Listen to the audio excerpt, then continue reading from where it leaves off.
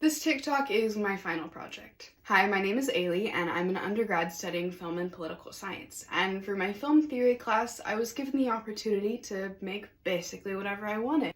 And I decided I really wanted to dive into postmodernism, and what's more postmodern than a TikTok about postmodernism? So, without further ado, this is Postmodernism in 7 minutes or less. Postmodernism has been floating around in online discourse for a while, but what's postmodernism really about? To answer this question, first we need to define modernism. Modernism is a blanket term for an explosion of art trends and styles that emerge in the first half of the 20th century. This period is characterized by the dissolution of Enlightenment values that emerged in the 18th century. If you want to reduce modernism to a single word, that word would be progress. Modernist thinkers like Karl Marx believed that through logic, science, and reason, they could rid the world of religion, superstition, and misery. Modernism was the death of God through reason. Before modernism, God was the essence of humanity, and without God, there was a void left the artists were tasked to fill. The death of God was also the death of the central core values and belief systems and institutions that made up Western society. This is where we begin to see the emergence of art trends such as avant-garde and experimental art in the 1910s through the 1930s. Society was becoming a bureaucratic, rational machine. Poetry was a machine of words. Architecture was a machine we could live in. But there was a problem with modernism.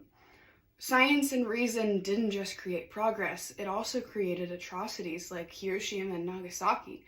Art and literature was becoming too difficult for all to understand.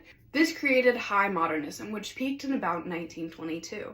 It divided art into highbrow and lowbrow, excluding the middle class who were unable to understand either. This is where postmodernism was born. Postmodern culture takes place in the later half of the 20th century. If modernism was the death of God, postmodernism was the death of modernity, the death of reality, the death of sex. Where modernists sought to fill the void left by the death of God, postmodernists felt no need to fill the void. Humanity doesn't need a center, rather we need to decentralize. Artists sought to de-define art, to create non-art or anti-art.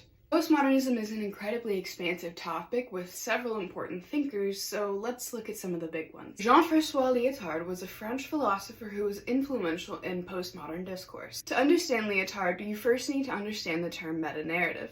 A meta-narrative is a narrative about a narrative to explain all other narratives. In other, less confusing terms, a meta-narrative is a narrative that offers society an explanation for the things we cannot explain ourselves. The existence of God was a pre-modern meta-narrative, and the theory of evolution was a modern meta-narrative. Postmodernism, on the other hand, is all about incredulity towards meta-narratives. Lyotard argues that science, a pillar of modernism, cannot legitimize itself and must turn to a narrative to give itself legitimacy. Science relies on two narratives, political and philosophical. World War II is about the time in which modernism began to crumble, and this is in part because meta-narratives were used by certain fascist regimes to give themselves credibility. Because of this, people began to question meta-narratives as a whole. Maybe there is not one true grand explanation for all of our questions. Maybe there's several. Maybe there's too many to count.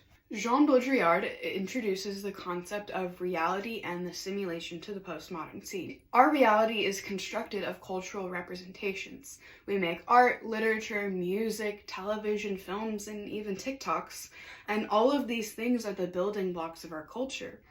But the thing is, we've been making these cultural products for such a long time, and we create them constantly that as a result, there's no such thing as an entirely original product. We can't make any media without referencing other media, which references other media, and so on. Everything is a copy of a copy. And if our reality is constructed by our culture, and our culture is constructed by itself, what does that make our reality?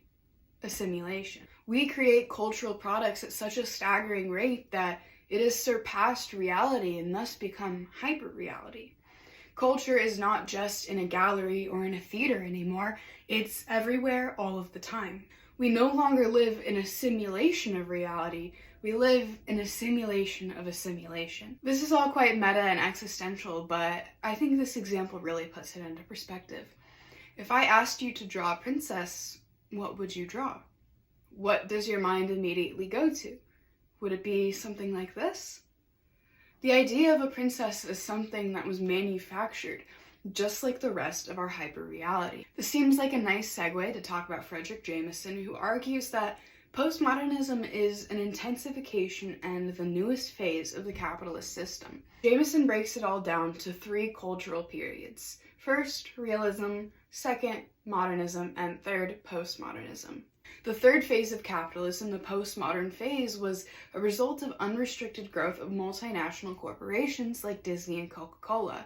These corporations, as demonstrated by the princess example, have shaped our reality by shaping our culture. According to Jameson, postmodern forms are reflective of the dislocation and fragmentation of language communities. Each individual develops a language of their own, isolating themselves to a linguistic island based on their version of reality, their hyper-reality. He says, postmodern city dwellers are alienated, living in an exhilarating blur, a reality evaporating into mere images. To wrap it all up, let's talk about the postmodern princess herself, Madonna. Madonna is a great representation of postmodernism because she's deconstructing these binary notions that have plagued our modern society. Notions of male, female, black, white, high art, pop art. Her power stems from the ability to produce images and ideas that rebel against the established powers and deconstruct them. And in true postmodern fashion, the only power that her fans have is the power to purchase it. A power that does little other than increase the wealth of the multinational corporations that have formulated their hyper-reality. Madonna knows that appearance and simulation is far more important than trying to achieve realism because it isn't possible. Real life is all just showbiz and she knows it.